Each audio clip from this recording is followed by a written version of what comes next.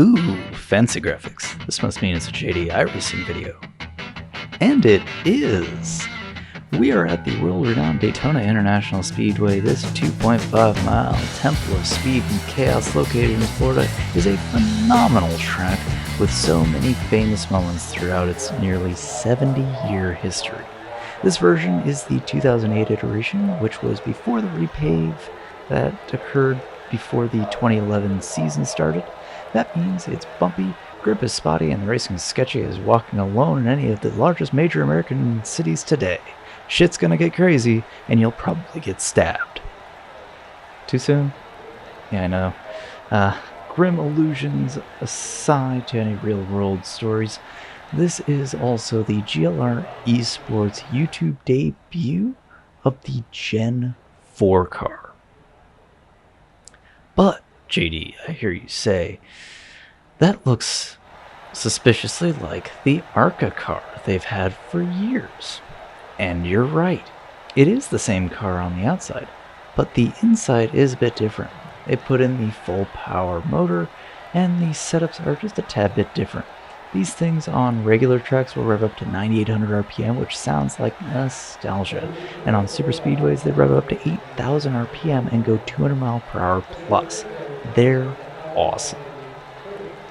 Now, the car you saw there was the Martin's Chicken Farm Chevrolet Monte Carlo. Yes, Monte Carlo, not Impala. Oh, okay, it's an Impala, but the headlights and taillights are stickers anyways, so I can make them any car I want.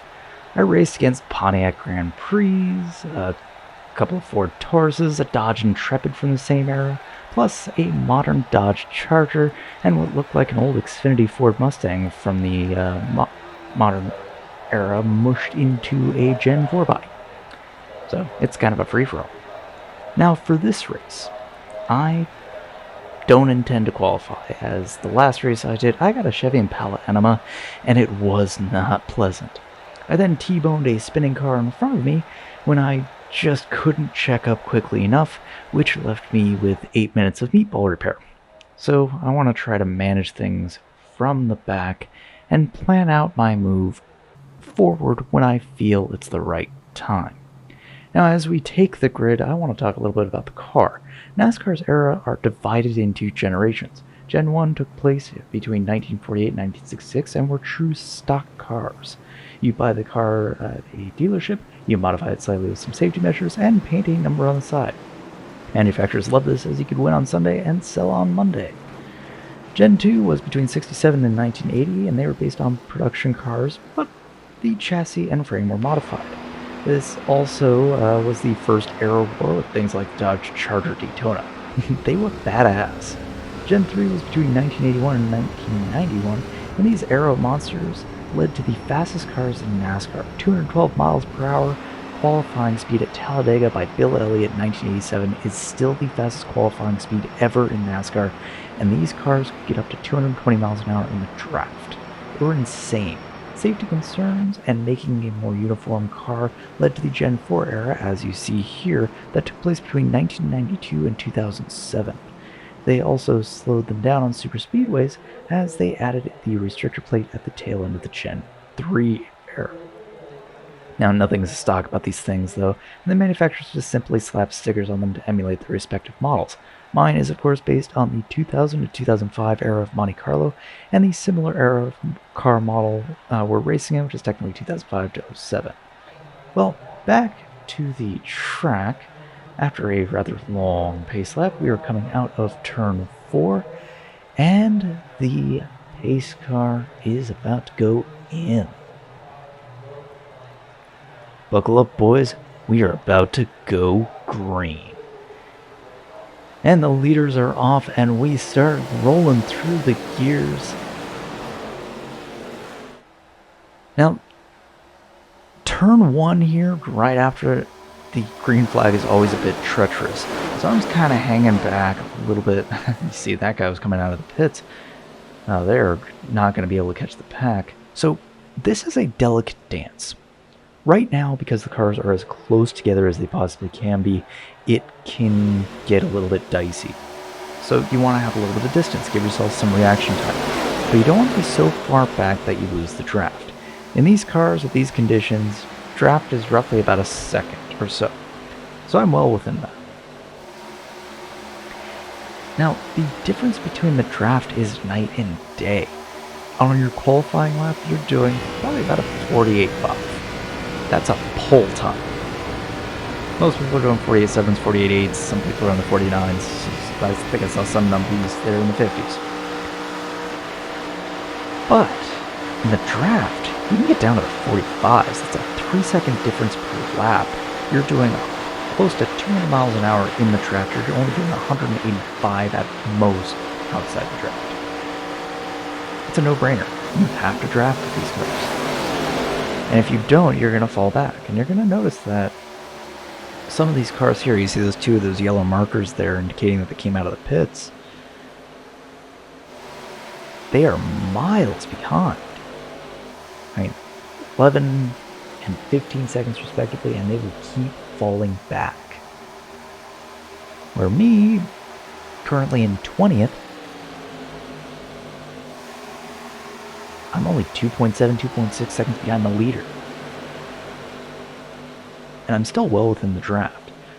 Now, in modern day stock cars, which is the Gen 7 era, you do actually have to be closer, and the tighter you are in a pack, the faster your car will go.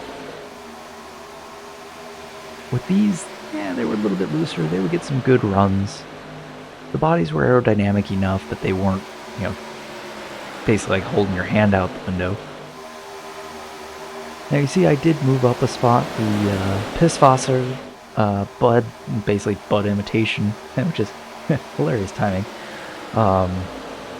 decided to fall back a little bit, and I decided to move up into 19. Now I'm not trying to push through, I'm basically saying, okay, I see there's a little bit of a gap, I will take it, but as soon as I see something get a little contentious, I'm going to back off a bit. Not trying to be aggressive, not trying to move too much, but I am going to try and stay to the low side for the time being, as usually the cars are going to travel up the path, and it also gives me an option to dive down onto the apron if I need to. There's the gopher cam. I love that angle. Yeah, I set up a few custom cameras around here, just because it's fun.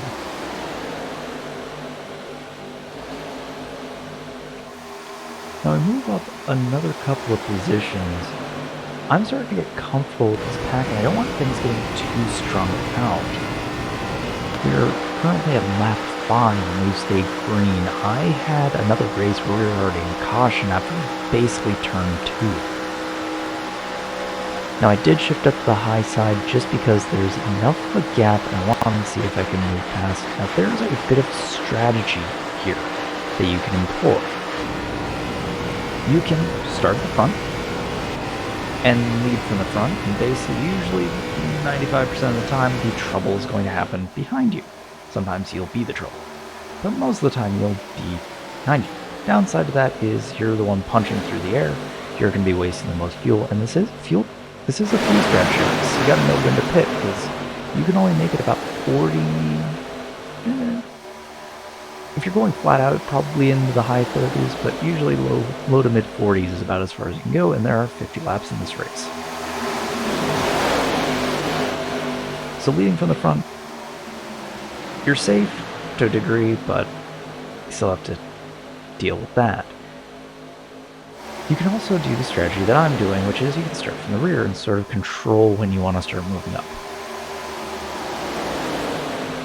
There are some downsides to that where you could lose the draft due to some shenanigans, and that's kind of what I'm trying to mitigate here, but it's usually the safer route. There's most likely always going to be a caution here, so you'll always get pulled back into the pack if you're on the lead lap. But if you lose the draft though, you're going to go a lap down eventually, unless a caution comes out immediately. Now, the third strategy is start in the middle and roll the dice and hope for the best. I don't usually like gambling when I don't know the odds. The odds of getting crashed in the middle is pretty likely. But surprisingly, we are 8 laps in. And we haven't had a caution yet. The first lobby I did, we had 2 cautions by this point. It was rough. And fortunately and unfortunately for me, I spent the first caution in the pits repairing things, and the second caution came out as I was coming out the pits, so at least gained 1 lap back. Now you see how bumpy this track is. It actually sort of prompted them to repave this track. Now, granted, the drivers loved the difficulty of the track back before it got repaved, because it did provide a challenge. It made racing interesting for them. They don't just want to, putt around with their foot in the floor and have an easy time. They like the challenge. But these bumps and the wear and tear on the track caused bits to actually come up. I want to think in 2010 they actually had a piece of the track come up, which prompted Daytona to have to completely repave it for the 2011 season, obviously with the Daytona 500 being the season opener.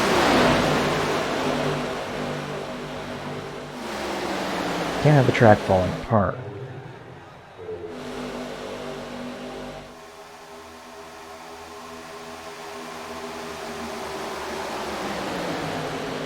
Now you see, I have moved up quite a bit. Starting in 27, I'm now in 13th place. So, I said I didn't want to be in the middle, but I am now in the middle.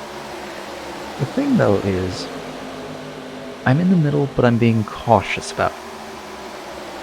I'm giving quite a bit of room to the car ahead. Enough room that if the cars up on the high side want to cut down below, they can. See, I'm getting alongside the Marlboro car. I'm a little worried that that 25 there is getting a little too close, but hey, he, I think, trusts me, or he's just a little bit bold to get right up on to my rear bumper. Knows that I'm not going to do anything too stupid.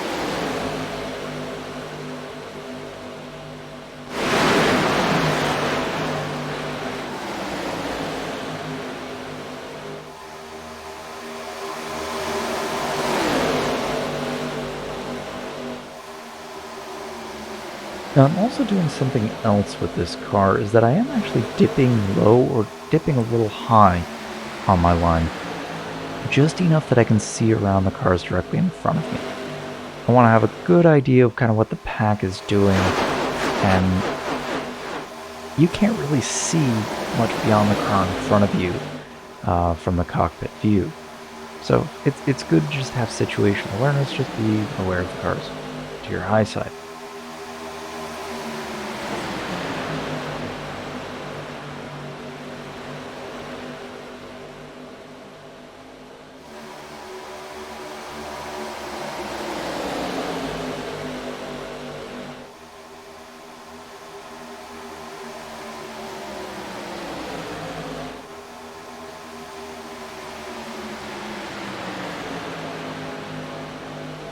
Now the worst bumps are right here through turn 4. You can actually see the cars bouncing, and inside the car, the wheel is really jerking around. It's actually really hard to deal with. Typically at larger tracks, you want to try and run 1:16 steering ratio, but here I was actually running a 1:14. I wanted something a little bit snappier, but at 1:12 it was so jerky it was actually hurting my wrist. I was just like, no, I gotta keep a little bit of leeway and help keep things a little bit more stable to me. The other thing that you can adjust in these cars, because these are fixed setup races, there's only usually 3 things that you can adjust in the car: the offset, the steering ratio, and the brake balance. Offset, I just left it at default. Steering ratio, again, I did the 1:14. You see, here are the bumps again. But the brake balance, I also left at default. You're not touching the brakes here. Your foot is firmly planted in the floor. And the only time it's not is when you're trying not to die, and when you're trying not to die, you kind of don't want the back end to slip out, because if you have the brake balance too far to the back, as you've seen me do before, you spin. So I want to think my brake balance right now is at 68%, which means it's more forward than backwards. 50% is even split. Anything in the 40 or below is more towards the front. But again, braking in these things was a little bit sketchy anyways. You'll start spinning at like 62.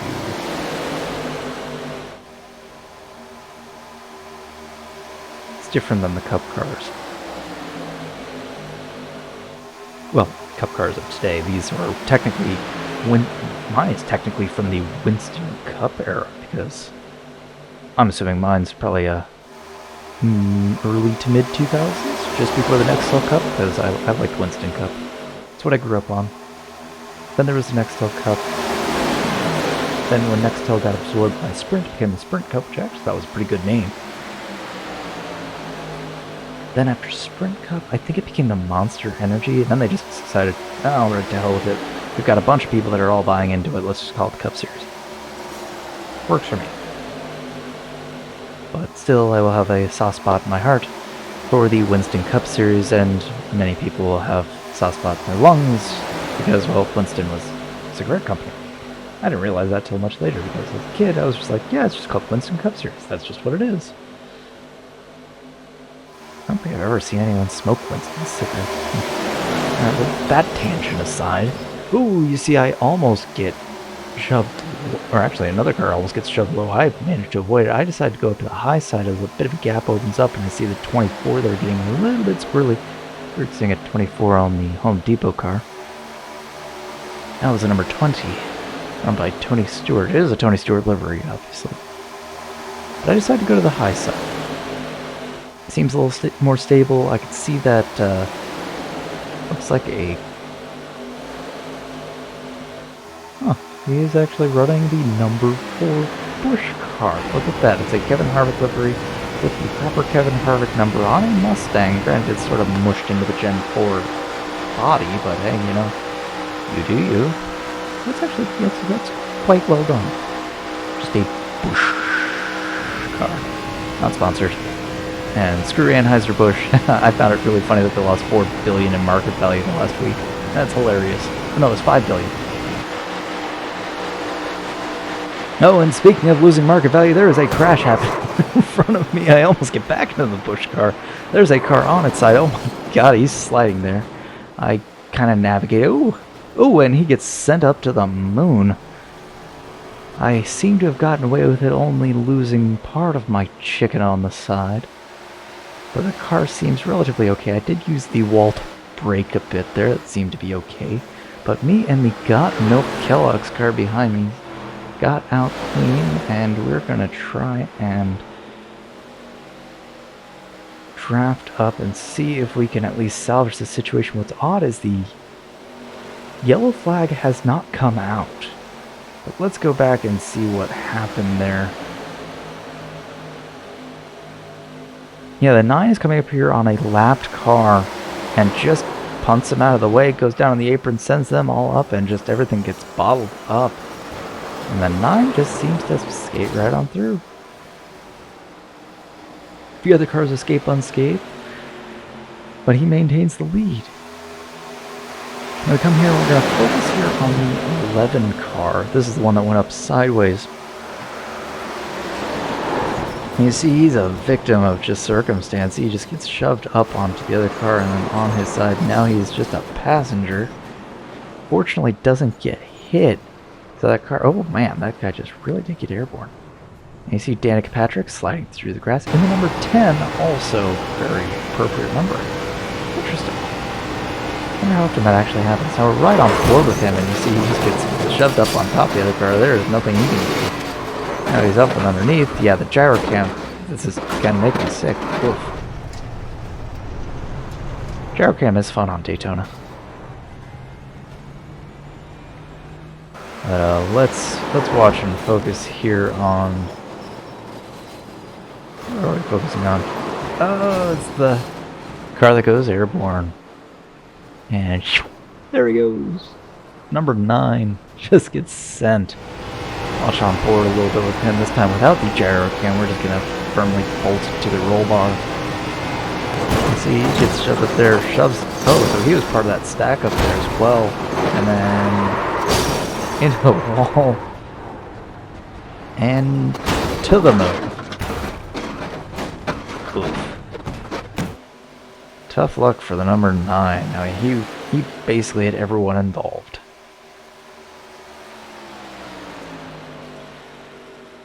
But yeah, still no caution, which I'm surprised by. So me and Got Milk here, we are 9th and 10th.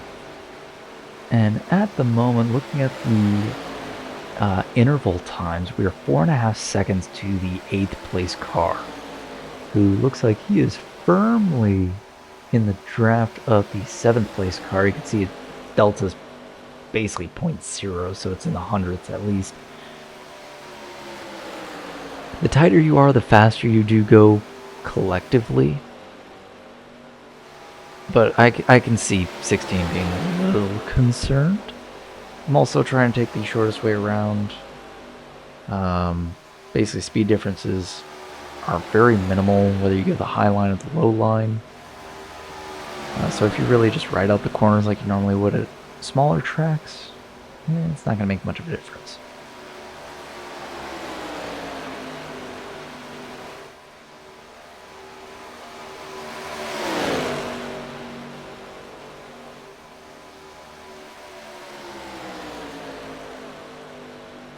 Now what's really funny is the name of the guy behind me is N. Pelosi. No, it's not the, 567-year-old congresswoman from California, up in the San Francisco region. No, it's not her. It was Nick Pelosi, and I didn't ask about the relation because I just didn't want to piss him off. He was a good, clean racer. We actually had a few races together, and I only had one incident directly involving him. And as you saw at the beginning of the race there, I showed going 3 wide to the checkered flag there, and him just bouncing the Navy car into me. It's hard to go 3 wide with people's net codes and pinging and all that. And the Navy guy just kind of threw it in there. Hey, I still crossed in 8th. So I'm coming up on a lapped car, and you can see the speed differential from just 2 cars in tandem going behind a... Oh, that was the 11 car. That was the one that got up on top of the other car and slid sideways. See, damaged car as well as lapped car. No help. He's not catching up. That's unfortunate for him. But it looks like we're in the COT era, going 2-car tandem. I don't know what it was with that aero package, but it seemed to really favor this kind of racing. The leaders could basically lock bumpers like this and just take off. Past yet another lapped car. Now, given that the pack got kind of all broken up, this is kind of putting a little bit of a wrench in the gears for my strategy. See, being in the draft, I could at least minimize the amount of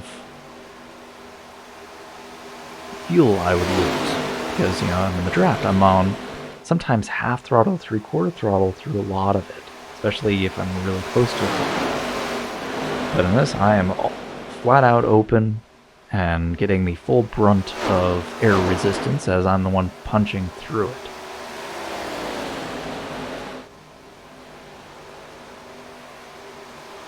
Now you see we've got this pack coming up behind us, and this is actually for position. As you see, he takes 9th place, and I'm going to fall all the way back to 12th. Now, that's not necessarily a bad thing. We now went from a group of 2 to a group of 6, and we should be able to increase our pace to hopefully run down 7th place. We are currently 4.8 seconds behind 8th place.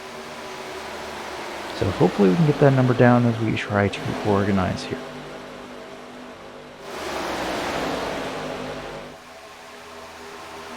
Now, if you're unfamiliar with the concept of drafting or slipstream,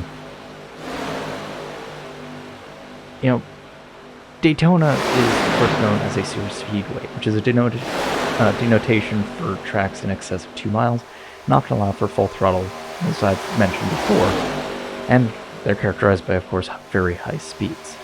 Now, due to the high speeds of the previous era in Gen 3, which resulted in numerous injuries and even death, NASCAR implemented the restrictor plate, which is a restrictor on the intake, basically on the carburetor, to help restrict the amount of air that goes into the engine. Now this, of course, reduces the amount of power going into the engine and lowers the top speed. Now when they did this before, they would use drafting to get speed, getting upwards of, like I said, 220 miles an hour. But now with the restrictor plate, it is necessary to draft in order to be up towards the front. Now, overall, just basic physics lesson, you can gain speed in 3 different ways. The first is power. Give a block of steel enough power and it'll go as fast as you want. Just ask that manhole cover that is currently in orbit around the sun after a nuclear blast. Second is through aerodynamic management.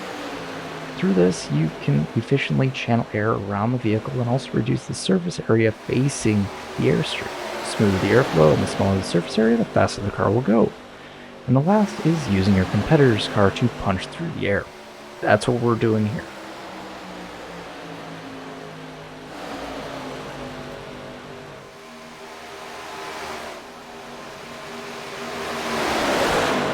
Now, basically what it does is the car in front, the air resistance is taken off the back end of the car. So that's why he's able to be sort of pushed along. Cars in the middle, they're getting it from the both front and rear, so they're able to really kind of just almost, go at half to 3/4 throttle just to maintain their speed. And the car at the end does get a little drag off the back spoiler and basically the flat edge of the back and the sort of pocket of air that it's or pocket of basically low pressure air behind it. But because of the air resistance being lowered on the front end, you're fine. Now, you're noticing the Got Milk car is blinking there. What's unfortunate is that is cutting off his draft just a little bit every time he's blinking, because he's sort of semi-disconnecting from the simulation. It's slowing us down just a little bit, but not much to me. It is worrying me though, but hey, that's online racing.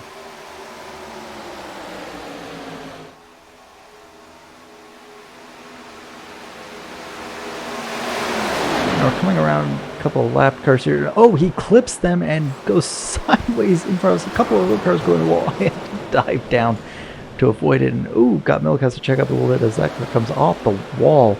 And again, no caution. The stewards are asleep at the helm here. Let's take a look back and see what actually happened here. You see the 22 just gets right in the back of him. That is the same guy that got involved in that first wreck and just takes everyone out there. A couple of cars back behind, they're out. Just heartbreaking. It is frustrating that yet another caution, and it breaks up our line there. We were actually really starting to effectively run them down, to 7th place and 8th place. We were getting reasonably close. We were only within about couple of seconds here or there. Actually, we had run them down. Goodness. But now that we're scattered again to the wind, you might be thinking, well, why don't I just slow down and let him catch up? Well, I don't want to lose momentum. And I'm trying to think, maybe I can catch the car ahead of me. He doesn't really have much help. But he just is a little bit too far ahead. So I'm going to take the draft here off of the number 19 car. Just kind of go around him. Doesn't quite have the speed coming out of the pits to be able to keep up. And the Got Milk car is going to come around him as well. You see, we're just too spaced out now. And it's just because that 22 just decided to go right in the back of the 11th. Man, he is just having a terrible race. being involved in 2 accidents so far, and it is not a fun time to be in.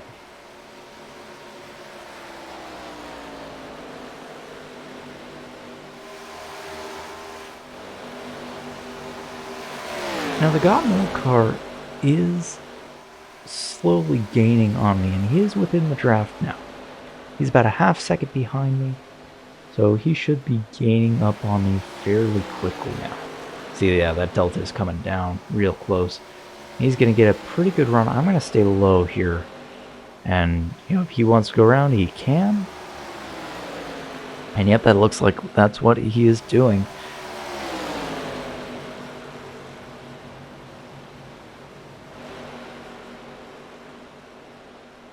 And we're back to the 2-car tandem. Now, a little bit more about NASCAR in general. The cars, particularly this era, they were fairly standardized between the manufacturers, but in the current era, the Gen 7, the cars are specified by both NASCAR and the individual manufacturers. The individual manufacturers, of course, being Ford, Chevy, and Toyota. Now, at the time here, it was Pontiac, Chevrolet, Ford, and Dodge. And Toyota came in right at the tail end.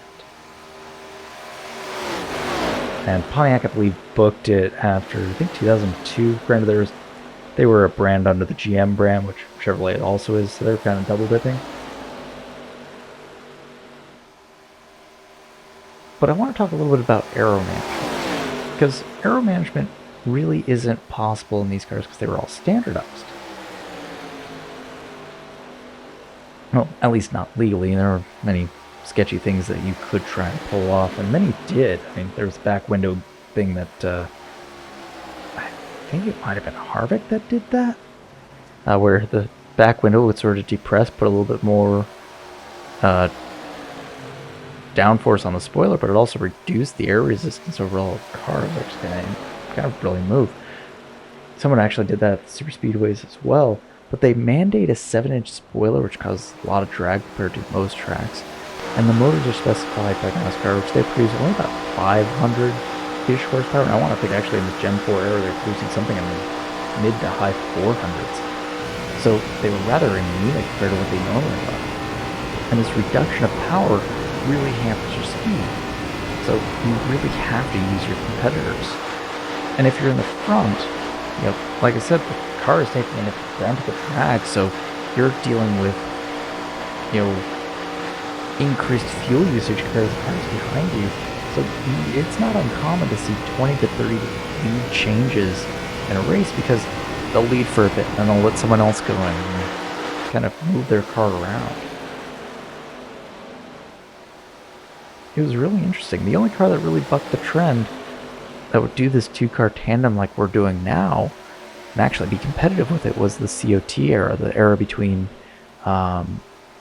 2007 to 2012. And actually it was 2008 full time to 2012. It was actually the shortest era in NASCAR. Granted, those cars were butt ugly. Boomer, I know that's the era car you grew up with, but that's because you're a youngin'. And because you're a youngin', your opinions are invalid. Love you, buddy. Boomer is the guy who sometimes spots for me for races. He's not spotting in this race, because I want to think he was actually asleep by that point. But he did spot me in some other ones. And you see we are slowly reeling in a lap down car. Well, we are miles behind the next pack, but I have moved up a few spots. I am now in 6th place. Got Milk there is in 5th place.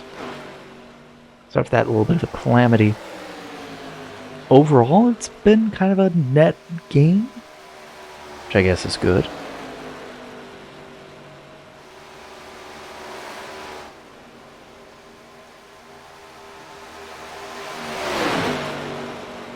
But most importantly, we are staying out of trouble. Got Milk here is fairly stable. I'm able to draft up behind him pretty well. I'm just a little bit hesitant to get close on the turns just because of the bumps. It's just hard to maintain stability through there, and I don't want to accidentally, shunt into him if he has to check up a little bit. I'm also kind of keeping an eye out for the leaders, and I also don't want to get too close to the yellow line because that's where most of the bumps are.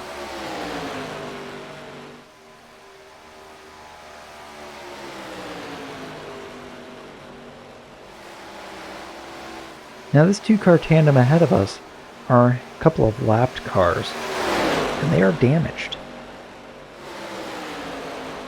Now the Got Milk car is, if he has damage, it's not major.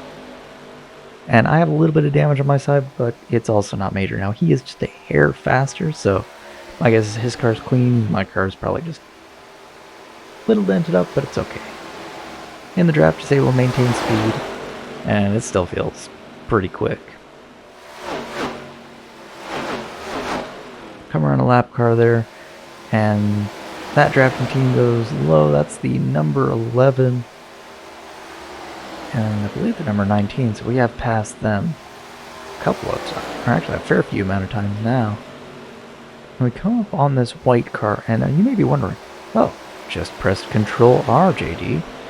That would reset the textures. No, his car is just white. He just wants a white car.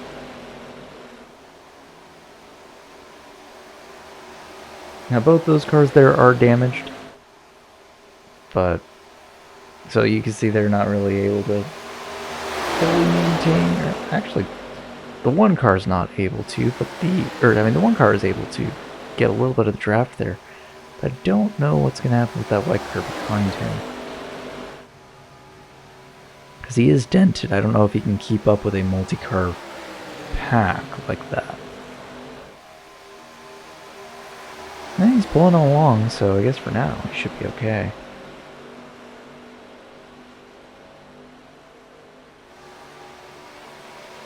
But it is rather bizarre. We've had two major crashes. We are 42 laps in and had basically a full green flag run, even though we technically shouldn't have. And sometimes the lobby can glitch. It won't recognize that a car is spun or that there's a wreck or something like that. Maybe the steward system, the automatic steward system is broken. But now I'm thinking, we've got to pit soon. And I'm actually communicating with the number 16 about when he's going to pit, and I basically just say, hey, give me a heads up, I'm going to pit with you. Because we both had about the same amount of fuel left remaining, so we're going to have to be on the same strategy regardless. And other cars are pitting through this, and you notice there's only 6 cars on the lead lap right now.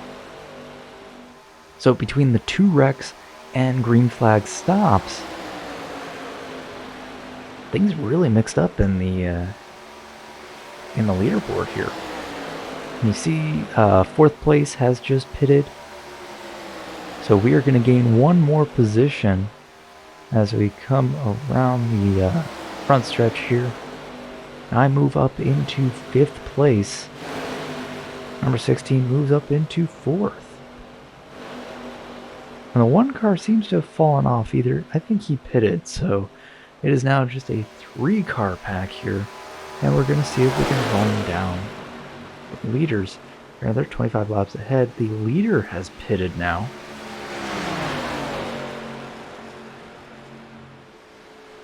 And there's a caution. Brilliant news for me and my lactose friend in front of me. Really sucks for everyone else, because with the exception of the leader, who just got overtaken because he's still in the pits, with the exception of the leader, everyone else is a lap down who pitted. Or if they crashed out. You can see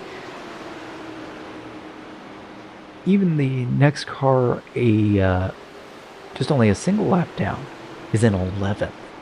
Then it's 2 laps, 3 laps down, 4 laps down, 5 laps, 7 laps, 10 laps even. And then you have the 2 at the bottom, the 45 lap down, they've disconnected. They were just like, to hell with this, we're out. So I am going to pit. Obviously, we're going to take fuel, and I'm going to take 2 laps to go. Now, I'm a little bit frustrated because, we didn't quite fully catch up to the cars ahead, but we come into the pits, and I come in a bit hot, but I managed to get it to 60 miles an hour. That is the speed limit here at pit road, and my pit stall is fairly early because I didn't qualify. Stop beautifully right at the little chicken board. Change just the right side tires because those are the ones that are wearing the most. The left sides really didn't wear all that much. They were in the high to mid 90s.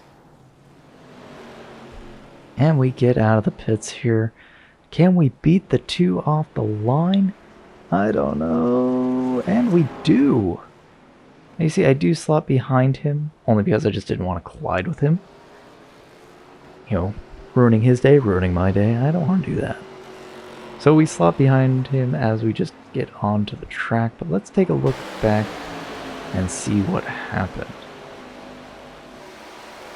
See, they're coming around turn 4 here, coming around a lap car, and Danica Patrick there just ARCA breaks into him, causing a 2-car spin and a lockup for Danica there, and bump.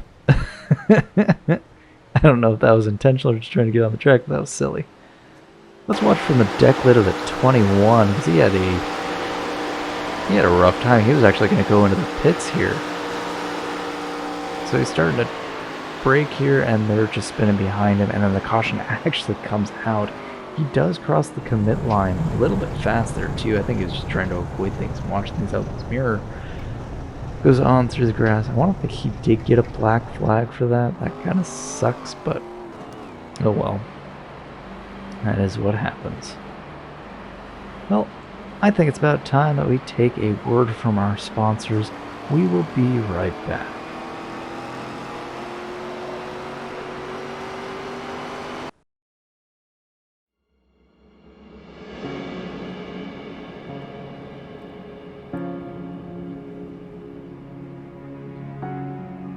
In a world always on the move,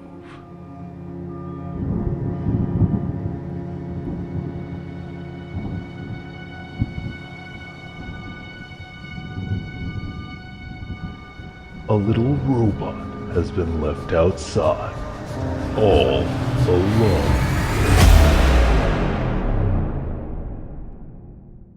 As a storm approaches, he is about to go on his greatest adventure yet.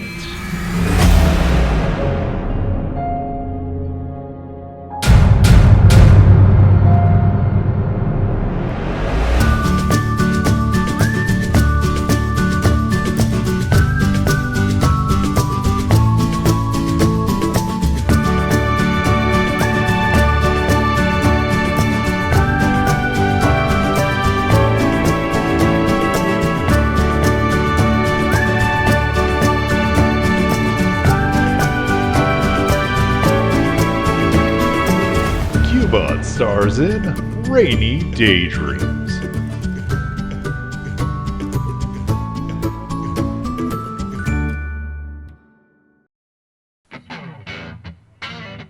Welcome back.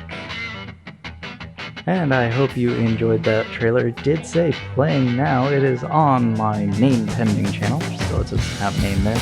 But a nice little shameless plug to Rainy Daydreams. I finished it up at the end of March, as was promised. And I'm so happy to be done with it. I'm very proud of how it turned out. Now we are coming around to come back to the green flag. The pace car dives in. And we are going green. Leader's off, and as you see, I moved up into third after all the shuffling through the pits.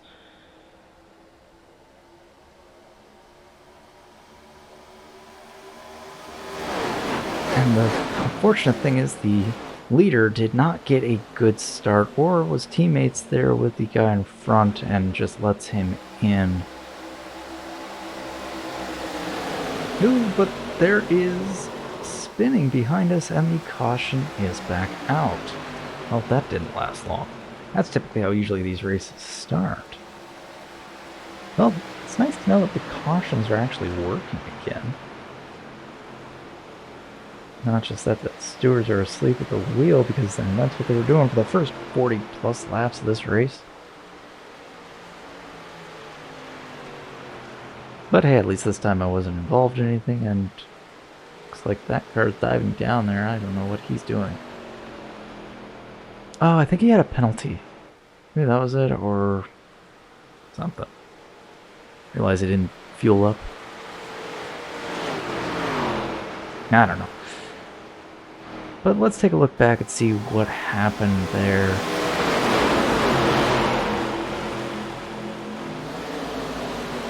Ooh, the 21 is going 3 wide here up around the Got Milk car. Somehow got stuck in the back there. Takes out the Kevin Harvick guy and just spins everyone out. That was unfortunate. That was all in the 21. He just sort of ran over the number 4. Kevin Harvick will certainly have some choice words. Probably go into the wall in turn 1 in frustration at Charlotte Roval. Let's watch on board with the 21. Now the 21, you know, credit where credit's due. He was an asshole before, and a little bit risky at this point to kind of be moving forward, but I know he wants to try and get up there. But you know, that was actually a good move there. He just kind of gets forced up a little bit. Okay, there was no hole for him to go anyways. He should have checked up. But he did get kind of forced up to squarely hit the 4. He just should have had the wherewithal to actually check up. That would have been the smart thing to do. Instead, he chose the 30 IQ idea instead of the 300 IQ. Now, I am, of course, not going into the pits. We just pitted. We just came back from our previous caution. But I'm also in discussion here with the leader.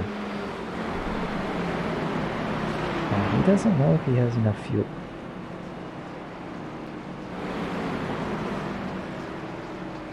That is a big concern.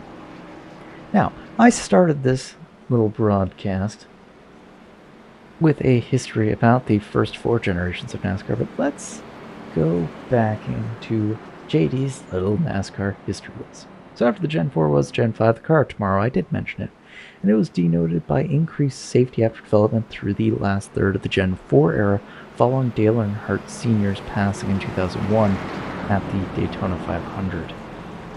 They also improved handling with aero additions of a splitter and a wing, as well as some other minor aero elements. That wing unfortunately led to some cars going airborne when they would go backwards, so they went back to a more traditional spoiler like you see on these cars. And they did that about midway through the era. And the splitter dug into every bit of grass they ever went through, so they integrated them a little bit more in the splitter to help avoid that. This was, of course, the shortest era of NASCAR with only 5 full seasons. The Gen 6 era went from 2013 to 2021, and though it originally was supposed to end in 2019, was delayed from design delays as well as the virus of unknown origin. This took the ideas of Gen 5 and gave manufacturers more design freedom to emulate the road cars they were based on, and along with some added different materials, as well as safety improvements. The early era was great as they still had the 900 horsepower plus engines, but in 2015 they neutered the shit out of them and later created the dreaded high downforce 550 horsepower package. No one liked it. Racing was boring at every intermediate, especially at the cookie cutters. It was just terrible. Now they were still fast at other places though. These super speedways, they would get up to 210 miles per hour in the pack in the latter half of the era, which was nuts. That led to some absolutely crazy crashes. I'm thinking of Newman's crash at Daytona 500. And fortunately to this day, the safety features of these cars have ensured no deaths in the major 3 nationwide series of NASCAR since Earnhardt, which is truly impressive. Now, then we come up to the current Gen 7 era. This further leaned into the manufacturer involvements in design and ease of repairability, standardizing of parts, and a bunch of other changes that I've gone through in previous videos. Now, as you see, we are at lap 51. We are doing a green-white checker. Now, the green-white checker was something that they implemented, I can't remember exactly when, but they wanted to always try to end it under green. So I am back in third place, behind a guy who is going to run out of fuel. Pace car is in, and the green flag is in the air. We are 2 to go.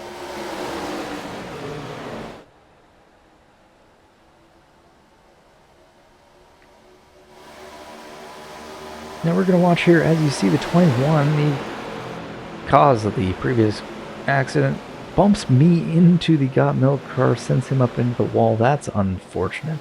But he was just trying to force his way through there. Oh, and he nudges the leader out of the way, and they go into the wall. Fortunately, keep it straight, but that's just a really shitty move there.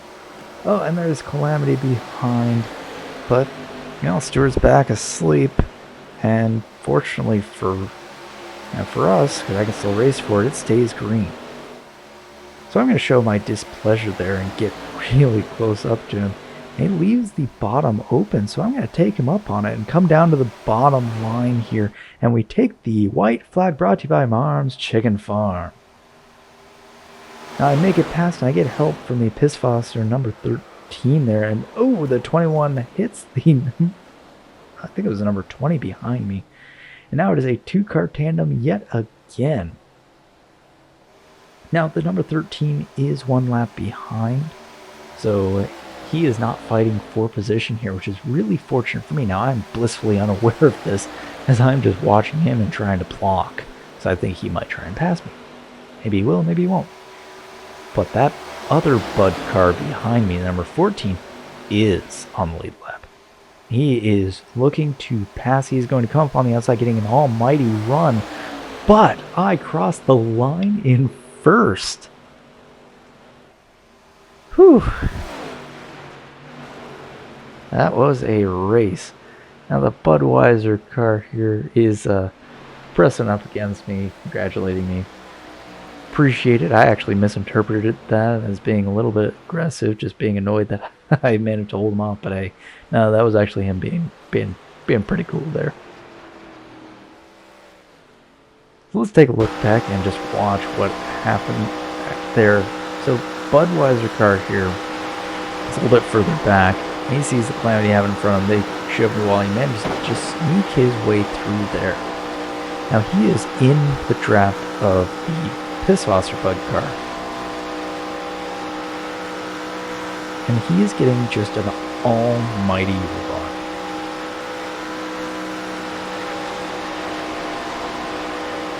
You see, he's probably at 0.3 seconds, 0.2 seconds. Probably coming up to 0.1 as he's coming out of turn 4. This is optimally where he wants to be. And he just takes too wide of a line. I know trying to avoid it, thinking I might block, but closing distance, he just couldn't quite get the job done.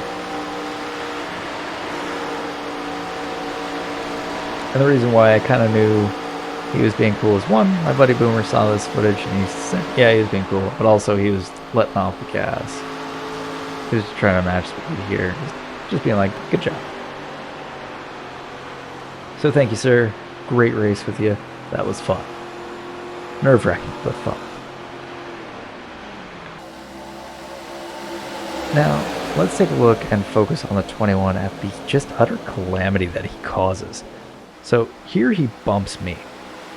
Just neck goes right into me. Now I was pressuring him, but I was also trying to watch the cars in front of me, trying not to lose the draft, and keeping an eye out for the milk car. I was actually trying to take care of it, but I ended up, just slamming into him. And he takes out the 9, they just slam up into the wall.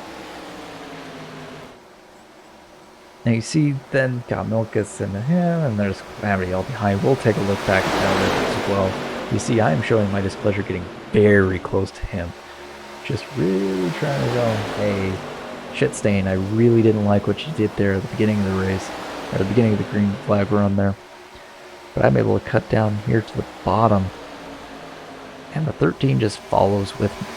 Which is great for me, because that means I'm good. Now, he does have damage on the front of his car, but he comes down on the Nintendo car and then just shoots up into the wall. And yeah, his race is done. But he did have damage on his car before, which meant I probably could have taken him just about at any point. Let's look here at this angle. You see he definitely just nudges the 9 out of the way. One of the advantages of having a video game instead of real life is you actually can look at that angle. Now let's look at the... focusing here on the Got Milk car. And you see just in that checkup there, Ben just gets tagged by the 9. That gets him loose and just takes out the National Guard car. Really unfortunate there.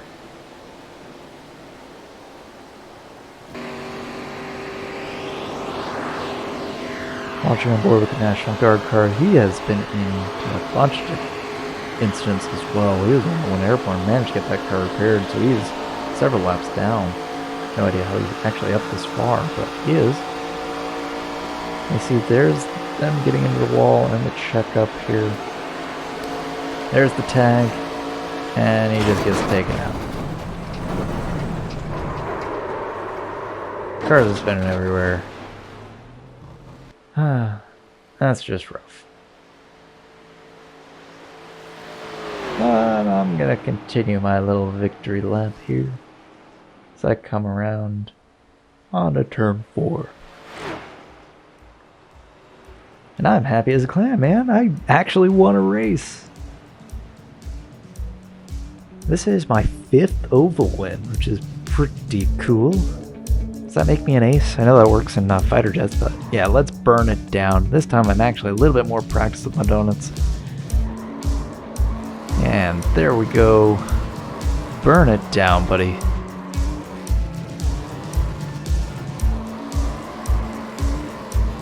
Get on both sides of the line there.